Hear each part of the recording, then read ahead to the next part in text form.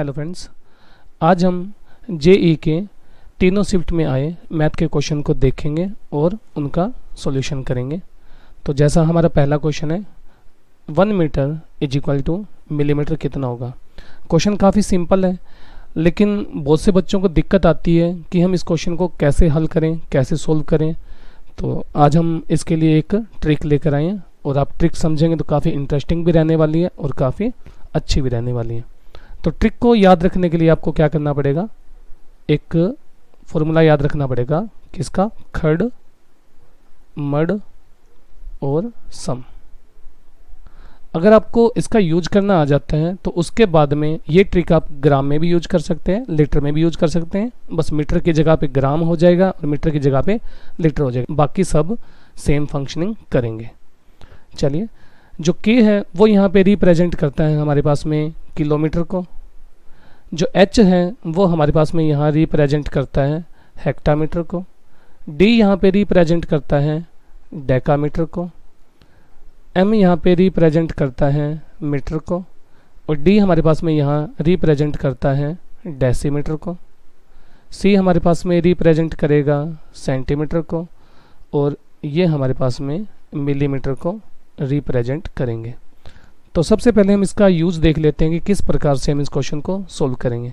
तो आपको बस सिंपल सा ध्यान रखना है कि जब हम बड़े से छोटे की साइड में जाएंगे तो आपको इनटू करना है, और जब हम छोटे से बड़े की साइड में जाएंगे तो आपको क्या करना है, डिवाइड करना है। तो चलिए हम इसको एक एग्जाम्पल की हेल्प से समझते हैं कि आपके पास में एक 2000 रुपये का नोट है और आप उसको खुला करवाना चाहते हैं। तो आप दुकानदार के पास में जाएंगे और दुकानदार आपको 100 रुपये के 20 नोट दे देगा। तो यानी अब आपके पास में जो नंबर ऑफ नोट हैं वो इंक्रीज हो जाएगा। तो यानी पहले आपके पास में केवल एक ही नोट था और अब आपके पास में कितने हैं, 20 नोट देखने को मिलेंगे। तो यहाँ से हमें ये पता चलता है कि जब हम बड़े से छोटे पर जाते हैं तो क्या हो जाता है, हमारे पास में इंक्रीज हो जाते हैं नंबर ऑफ नोट्स। लेकिन इसका अगर हम कन्वर्ज देखें तो अगर आपके पास में 100 रुपये के 20 नोट हैं और आप उनको एक ही नोट में कन्वर्ट करवाना चाहते हैं तो आप दुकानदार के पास में जाएंगे और दुकानदार आपको क्या करेगा, 20 नोट की जगह पर आपको केवल 2000 रुपये का एक नोट दे देगा। तो यहाँ देख सकते हैं कि जो 100 रुपये के नोट थे वो पहले कितने थे, 20 थे, और अब आपके पास में कितना बन जाता है, ओनली 1 नोट बन जाते हैं। तो जब हम बड़े से छोटे की तरफ जाते हैं तो हमारे पास में ज़्यादा बनता है, जब हम छोटे से बड़े की तरफ चलते हैं तो कम बनता है, और जब कम बनेगा तो भाग करना होता है, और जब ज़्यादा बनता है तो हमें क्या करना होता है, इनटू करना होता है। तो चलिए अब हम इस क्वेश्चन को देखते हैं। चलिए अब हम आपको इस ट्रिक का यूज करना बताते हैं कि किस प्रकार से हम इसका यूज कर सकते हैं। मान लीजिए आपके पास में 50 मीटर कोई वैल्यू पड़ी है और आपको बोल दिया गया है कि आपको इसको मिलीमीटर बनाना है। तो आपको बस सिंपल क्या करना है, ये देखना है कि मीटर से मिलीमीटर कितने स्टेप दूर है। तो अगर मैं ध्यान से देखूं तो मेरे को पता चलेगा 1 स्टेप, 2 स्टेप और 3 स्टेप। तो 3 स्टेप दूर हैं, तो हम ये कह सकते हैं कि 50 को अगर मैं 1000 से इंटू कर दूंगा तो मेरे पास में 50,000 मिलीमीटर आ जाएंगे। वहीं पे अगर आपको इसे सेंटीमीटर बनाना होता तो हमें केवल 2 ही स्टेप चलना है, और हम क्या करेंगे, इसको केवल 100 से इंटू कर देंगे तो हमारे पास में क्या आ जाएगा, 5000 सेंटीमीटर आ जाएगा। और वहीं पे हमें 50 मीटर को डेसीमीटर बनाना होता तो हमें एक ही स्टेप आगे चलना है, तो हमारे पास में कितना बन जाएगा, 500 डेसीमीटर बन जाएगा। अब आप देख सकते हैं कि जो मीटर हैं वो हमारे पास में मिलीमीटर के रिस्पेक्ट में एक बड़ा अमाउंट था, तो हम बड़े से छोटे की तरफ चल रहे थे तो हमने क्या किया, सभी को इनटू किया। और मीटर को अगर किलोमीटर के रिस्पेक्ट में देखा जाएगा तो ये हमारे पास में क्या रहने वाला है, एक छोटा अमाउंट रहने वाला है। तो देखिए अगर मेरे को क्या करना है, डेकामीटर बनाना है, क्या करना है, 50 मीटर को डेकामीटर में कन्वर्ट करना है, तो हमें क्या चलना है, केवल एक ही स्टेप आगे चलना है। तो मैं क्या करूँगा, इसको 10 से डिवाइड कर दूंगा तो मेरे पास में क्या बन जाएगा, 5 डेकामीटर। अगर मेरे को 50 मीटर को किस में कन्वर्ट करना है, हेक्टामीटर में कन्वर्ट करना है, तो मैं क्या करूँगा 50 को, अब देखिए मेरे को कितना स्टेप चलना पड़ेगा, 1 और 2, तो हम क्या करेंगे इसको 100 से डिवाइड कर देंगे और ये हमारे पास में क्या बन जाएगा, 0 से 0 कैंसिल और 0.5 हेक्टामीटर। अब आगे देखिए, यदि हमें 50 मीटर को किस में कन्वर्ट करना है, किलोमीटर में कन्वर्ट करना है, तो हमें कितना स्टेप चलना पड़ेगा, हमें 3 स्टेप चलना पड़ेगा। तो हम क्या करेंगे, इसको 0 से 0 कैंसिल और हमारे पास में ये बन जाएगा 0.05 किलोमीटर। ये हमारे पास में इसका आंसर आ जाएगा। चलिए अभी हमने ट्रिक को समझा कि हमारे पास में ट्रिक क्या रहने वाली है। तो देखिए क्या ट्रिक रहने वाली थी, खड़, मड और सम। जैसा कि मैंने पहले बताया कि आप लीटर को मीटर ग्राम के रूप में भी यूज कर सकते हैं। तो अब हमें क्या दिया गया है, हमें हमारे क्वेश्चन के अकॉर्डिंग बोला गया है कि 1 मीटर दिया गया है और हमें किस में चेंज करना है, इसको मिलीमीटर में चेंज करना है। तो अब जो मीटर है वो हमारे पास में बड़ा अमाउंट रहने वाला है, किसके कंपैरिजन, मिलीमीटर से। तो जब हम बड़े से छोटे की तरफ जाएंगे तो क्या होगा, इनटू।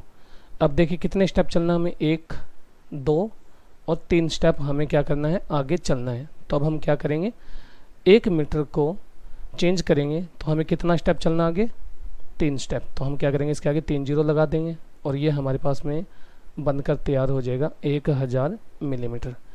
यानी 1 मीटर में कितना मिलीमीटर होता है, 1000 मिलीमीटर हो सकते हैं।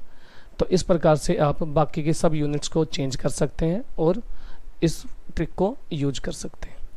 चलिए अब हम हमारा नेक्स्ट क्वेश्चन देखते हैं जो कि प्रॉफिट एंड लॉस से रहने वाला है, जिसमें बोला गया है कि एक लड़का है राहुल, 800 रुपये में एक साइकिल को खरीदता है और 1040 रुपये में उसको बेच देता है। तो उसे कितना प्रतिशत लाभ हुआ, तो हमें ये बताना है। तो सबसे पहले हमें ये देख लेना चाहिए कि हमें लाभ होता कब है, यानी प्रॉफिट कब होता है। तो प्रॉफिट हमारे पास में उस कंडीशन में होता है जब हमारे पास में सेलिंग प्राइस ग्रेटर देन होती है किससे, कॉस्ट प्राइस से। यानी जितने में हमने बेचा और जितने में हमने खरीदा, अगर हम ज़्यादा में बेचते हैं तो हमें क्या मिलेगा, ज़्यादा अमाउंट मिलता है और वही हमारा प्रॉफिट रहने वाला है। तो यहाँ पे हमारे पास में कॉस्ट प्राइस 800 रुपये है और सेलिंग प्राइस कितनी है, सेलिंग प्राइस है 1040 रुपये। तो हम क्या करते हैं, यहाँ से प्रॉफिट निकाल लेते हैं। तो प्रॉफिट का फॉर्मूला क्या था, सेलिंग में से कॉस्ट घटा दीजिए। यानी 1040 में से अगर मैं 800 रुपये घटाऊँगा तो मेरे पास में 240 रुपये मेरे को प्रॉफिट हुआ है। लेकिन हमें क्या बोला गया क्वेश्चन में कि हमें प्रॉफिट परसेंट निकालना है।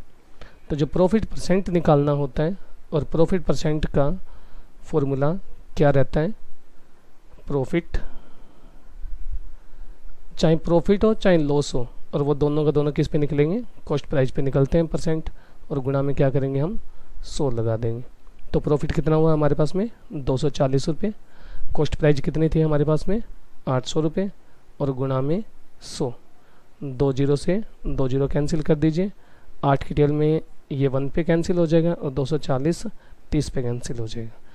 यानी राहुल को 30% का प्रॉफिट हुआ है जब उसने साइकिल को 800 रुपये से खरीद कर 1040 रुपये में बेच दिया। चलिए अब हम नेक्स्ट क्वेश्चन देखते हैं। ये जो क्वेश्चन रहने वाला है ये हमारे पास में प्रोबेबिलिटी से रहने वाला है। तो क्वेश्चन करने से पहले हम थोड़ा प्रोबेबिलिटी के बारे में समझ लेते हैं। जो प्रोबेबिलिटी होती है उसका अर्थ होता है हमारे पास में जब हम किसी भी चीज़ की संभावना जता रहे होते हैं तो हम मैथ की एक ब्रांच प्रोबेबिलिटी की बात कर रहे होते हैं। जो प्रोबेबिलिटी होती है वो हमेशा 0 से ग्रेटर देन या उसके इक्वल होती है, लेकिन प्रोबेबिलिटी हमेशा लेस देन या इक्वल टू 1 होती है। कोई भी ऐसा काम जिसका होना निश्चित होता है उसको प्रोबेबिलिटी में पॉसिबल केस कहा जाता है, और पॉसिबल केस का आंसर हमेशा 1 रहता है। जिस काम का होना निश्चित नहीं होता, जिस काम का होना निश्चित नहीं होता उसको प्रोबेबिलिटी में हम क्या कहते हैं, इम्पॉसिबल केस कहते हैं, और इम्पॉसिबल केस हमेशा क्या रहता है, 0 रहता है। प्रोबेबिलिटी में जितने भी परिणाम आए हैं सभी परिणामों का योग 1 रहता है, कोई काम होगा प्लस कोई काम नहीं होगा, इसकी प्रोबेबिलिटी हमारे पास में इक्वल टू 1 रहता है। जैसे एग्जांपल के तौर पे हमारे पास में 2 रेड बॉल हैं और 3 ब्लू बॉल हैं। अब कोई पर्सन हमसे आकर बोले कि मेरे को एक रेड बॉल चाहिए, तो रेड बॉल मेरे पास में एक निश्चित प्रोबेबिलिटी है, मैं उसको दे सकता हूँ, तो हम उसको एक बॉल निकाल कर दे देंगे। वहीं पे हमें उसके द्वारा बोला जाए कि हमें एक ग्रीन बॉल चाहिए, तो अगर हम देखें तो हमें ये पता चलेगा कि हमारे पास में ग्रीन बॉल है ही नहीं, तो ये एक इम्पॉसिबल केस है, तो आंसर क्या आएगा उसका 0 रहने वाला है। तो चलिए अब हम हमारे क्वेश्चन की ओर बढ़ते हैं, जो भी हमें क्वेश्चन दिया गया है। हमें हमारे क्वेश्चन में बोला गया है कि हमारे पास में 3, 5, 8 और 9 नंबर की कुछ पर्चियां हैं और उनको एक बैग में रखा गया है। 5 नंबर की एक पर्ची निकालनी है और इसके निकलने की प्रोबेबिलिटी क्या होगी। तो हमें किसकी प्रोबेबिलिटी निकालनी है, 5 नंबर वाली पर्ची की। तो फॉर्मूला हमारे पास में रहता है फेवर केस बाय में टोटल केस। यहाँ पे हमें ये समझना होता है कि फेवर केस क्या रहता है। फेवर केस का मतलब होता है कि जो क्वेश्चन में हमसे पूछ रहा है कि कुछ भी निकालना है या आना चाहिए या नहीं आना चाहिए, वो हमारे पास में फेवर केस रहता है। जैसे हमें ये बोला गया है कि 5 नंबर की एक स्लिप होनी चाहिए, तो 5 नंबर की स्लिप हमारे पास में कितनी है, 1, और कितनी स्लिप में से है, 4 में से, तो हमारा आंसर क्या आ जाएगा 1/4 रहने वाला है। चलिए अब हम नेक्स्ट क्वेश्चन देखते हैं। हमारे पास में 90 रुपये हैं और ये अमाउंट अजय और अभी में हमें 1:2 में डिवाइड करना है। तो यानी ये हमारे पास में रेशो वाले क्वेश्चन रहने वाले हैं। इन क्वेश्चन में हमें क्या करना होता है, जो रेशो है उनको जोड़ लेना होता है। तो 1 प्लस में 2 यानी सम ऑफ रेशो हमारे पास में क्या आ जाएगा 3। तो अब हमें बताना है कि अजय का शेयर कितना रहेगा, यानी 90 रुपये में से अजय के शेयर में कितना आता है, 1 हिस्सा, और कितने में से, 3 में से। तो आप क्या करेंगे, काट दीजिए। तो अजय के हिस्से में कितना आने वाला है, 30 रुपये का अमाउंट आने वाला है। अब हम बात करते हैं अभी की।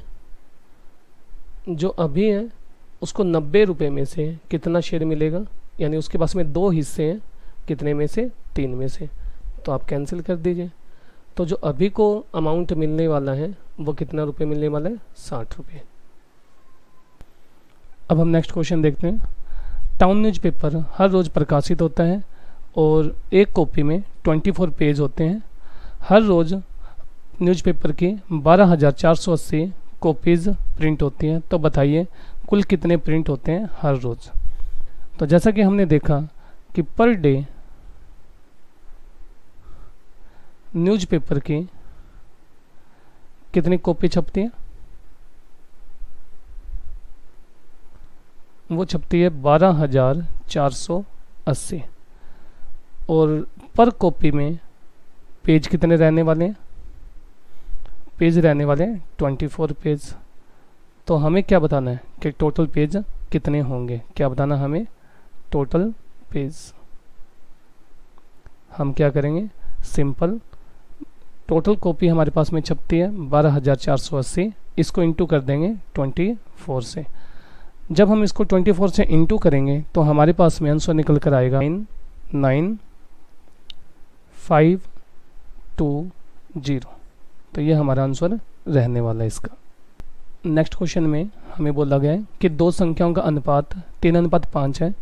यदि जब उनको जोड़ा जाता है तो आंसर कितना आता है, 64। तो हमें दोनों की दोनों वैल्यू फाइंड आउट करनी है। तो जब भी हमारे पास में ऐसा क्वेश्चन आता है तो या तो हम क्या कर सकते हैं, आंसर से चेक कर सकते हैं। आंसर से चेक करने पर उनका जोड़ कितना आना चाहिए, 64 आना चाहिए। और जब हम उनका रेशो निकालें तो हमारे पास में उन दोनों वैल्यू का रेशो क्या रहना चाहिए, 3:5 रहना चाहिए। और बेसिक तरीके से इस क्वेश्चन को कैसे हल किया जाएगा, तो हम क्या करते हैं, दोनों वैल्यू को लेट कर लेते हैं कि एक वैल्यू 3x रही होगी और एक वैल्यू हमारे पास में क्या रही होगी, 5x रही होगी। और अब हम चलते हैं अकॉर्डिंग टू कंडीशन। तो कंडीशन में क्या कहा गया है कि दोनों वैल्यू का जो सम है वो हमारे पास में कितना रहने वाला है, 64। तो अब हम क्या करते हैं, दोनों को ऐड कर देते हैं। तो क्या बन जाएगा 8x 64। x का आंसर निकालने के लिए 8 इंटू में दूसरी साइड में लेकर जाएंगे तो किस में आ जाएगा, डिवाइड में। और जब हम इसको कैंसिल करेंगे तो हमारे पास में x का आंसर आ जाएगा 8। इस x के आंसर को हम क्या कर देंगे, जो वैल्यू हमने सब्स्टिट्यूट की थी या मानी थी, जो वैल्यू हमने मानी थी हम वहाँ पे पुट कर देंगे। तो हमने वैल्यू कौन सी लेट की थी 3x, तो x की जगह क्या रखेंगे 8 और 5 × 8। तो हमारे पास में जो आंसर आएगा वो आएगा 24 और 40। इस क्वेश्चन का आंसर आ जाएगा। ये क्वेश्चन एक बार फिर से हमारे पास में कौन सा क्वेश्चन है, प्रोबेबिलिटी का क्वेश्चन है। और इस क्वेश्चन को हम कैसे हल करेंगे, हमें बोला गया कि दो सिक्कों को एक साथ उछाला जाता है और दो हेड आने की प्रोबेबिलिटी क्या रहने वाली है। तो इसके लिए हमें क्या करना पड़ेगा, पहले पॉसिबल आउटकम निकालनी पड़ेगी। तो हमें यहाँ पे बोला गया एक सिक्के को दो बार उछाला गया है, तो इसके अंदर हमारे पास में हम फॉर्मूला यूज करेंगे a⁴n। जो a है वो यहाँ पे रिप्रेजेंट करता है नंबर ऑफ सरफेस,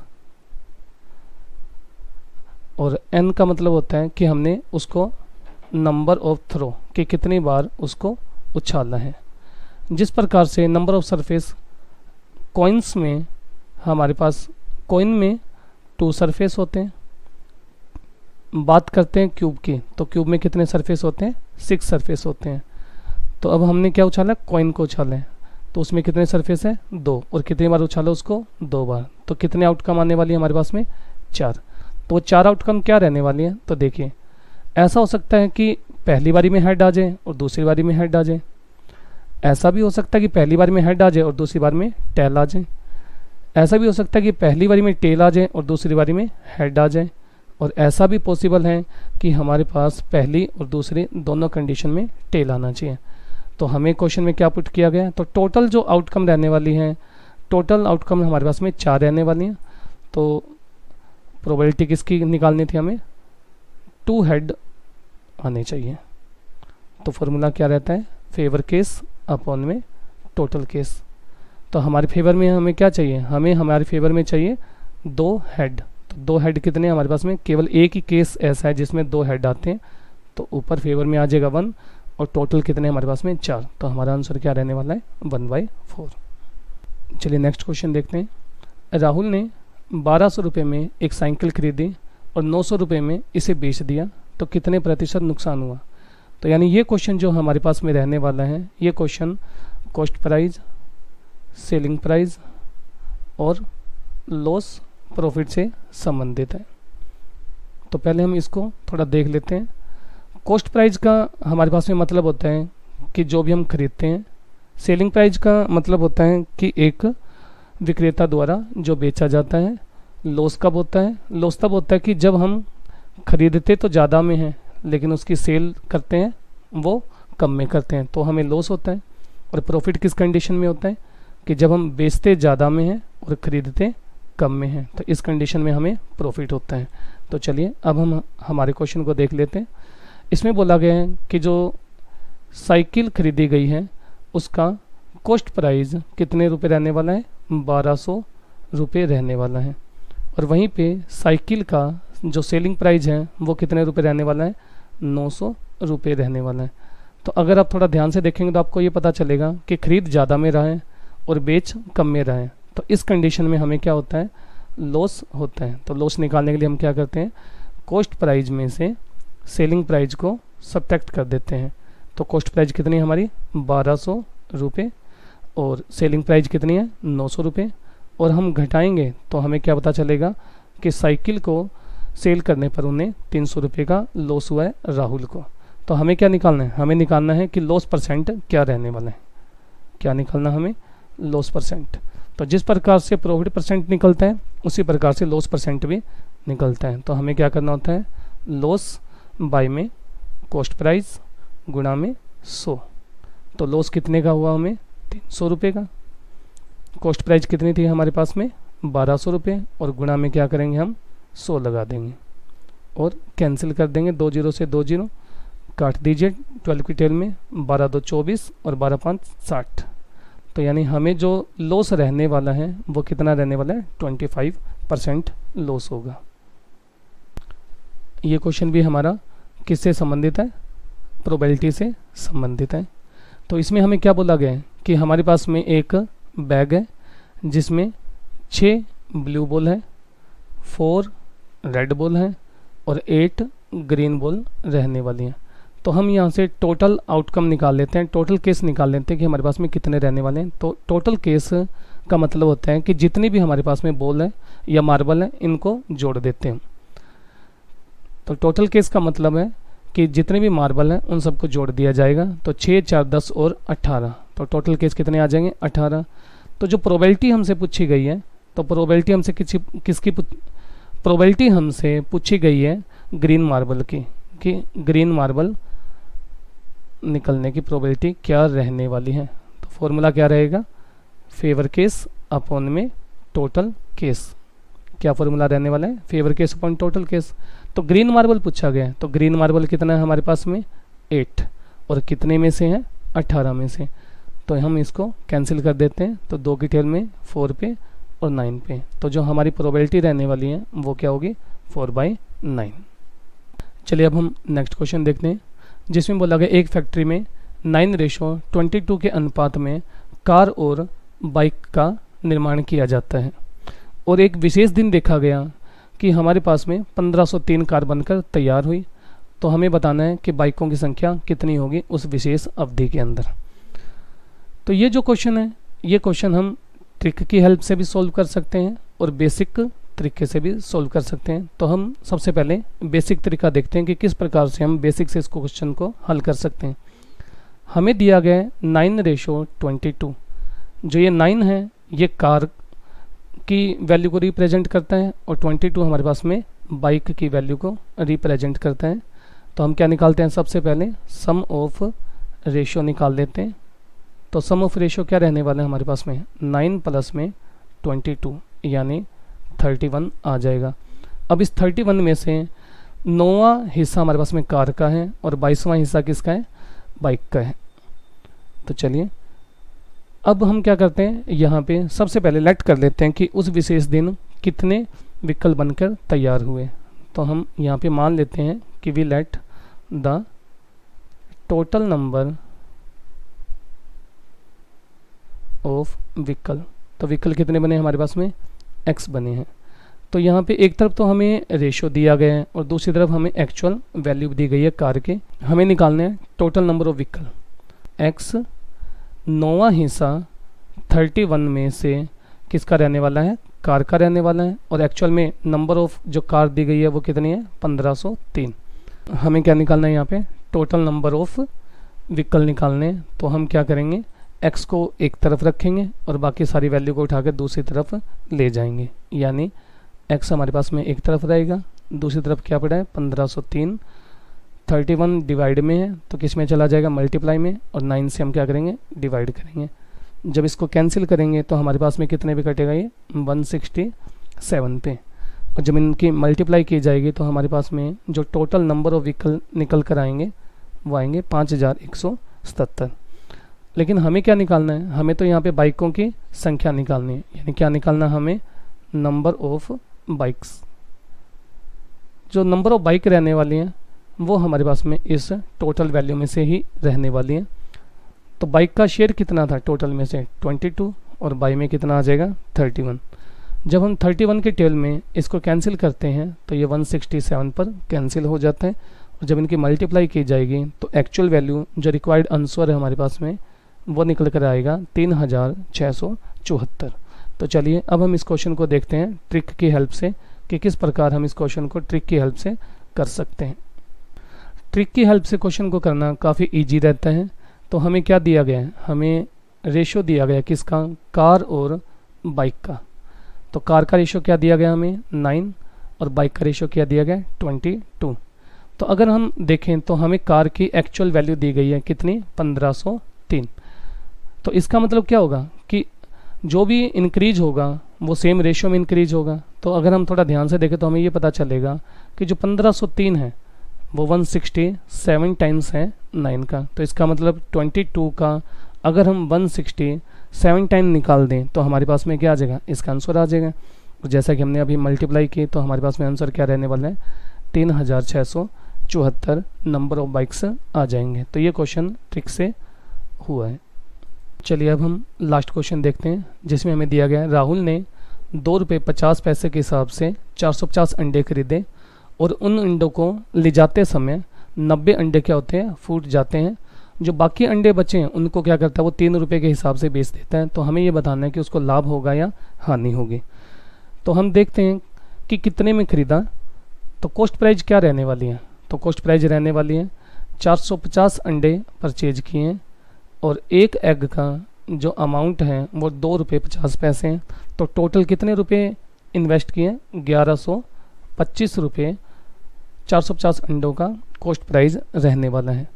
वहीं पे अगर हम देखें तो क्या हुआ है कि जो 90 अंडे हैं वो ₹2.50 के हिसाब से वो तो फूट ही गए हैं उसके, तो यानी एक तरह से उसका लॉस रहने वाला है। तो जब हम इसकी मल्टीप्लाई करते हैं तो हमारे पास में 225 रुपये निकल कर आता है। तो अब रिमेनिंग एग हमारे पास में कितने रह गए हैं, तो रिमेनिंग एग रह गए हमारे पास में 450 थे और 90 हमारे पास में क्या हो गए हैं, फूट गए हैं। तो अब हमारे पास में 360 अंडे केवल बचे हुए हैं। तो अब क्या किया जाएगा, 360 अंडों को बेचा जाएगा और किस अमाउंट में बेचा जाएगा, ₹3 के हिसाब से बेचा जाएगा। तो सेलिंग प्राइस क्या रहने वाली है, 360 एग्स को ₹3 के हिसाब से सेल किया जाएगा और कितने रुपए प्राप्त होंगे, 1080 रुपये प्राप्त होंगे। तो अब आप देख सकते हैं कि 1125 रुपये में परचेज कर रहे हैं और 1080 रुपये में सेल कर रहे हैं।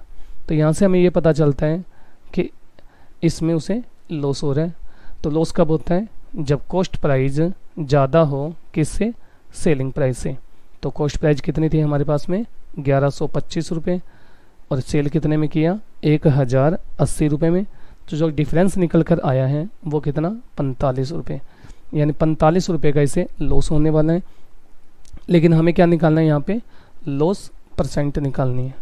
तो लॉस परसेंट निकालने के लिए क्या किया जाता है, लॉस बाय में कॉस्ट प्राइस और गुणा में 100। तो लॉस कितने रुपए का हुआ है, 45 रुपीज़ का हुआ है और हमारे पास में टोटल कॉस्ट प्राइस कितनी रहने वाली है, 1125 और गुणा में क्या किया जाएगा, 100 किया जाएगा। तो अब हम क्या करते हैं, इसको कैंसिल कर देते हैं। 45 की टेबल में 1 पे और ये कितने पे हो जाएगा, 25 पे, 25 की टेबल में 1 पे और ये 4 पे। यानी जो टोटल लॉस रहने वाला है इसको कितना रहने वाला है, 4% लॉस रहने वाला है। अगर आपको हमारी वीडियो अच्छी लगी हो तो वीडियो को लाइक करें, शेयर करें और हमारे चैनल को सब्सक्राइब करें। धन्यवाद।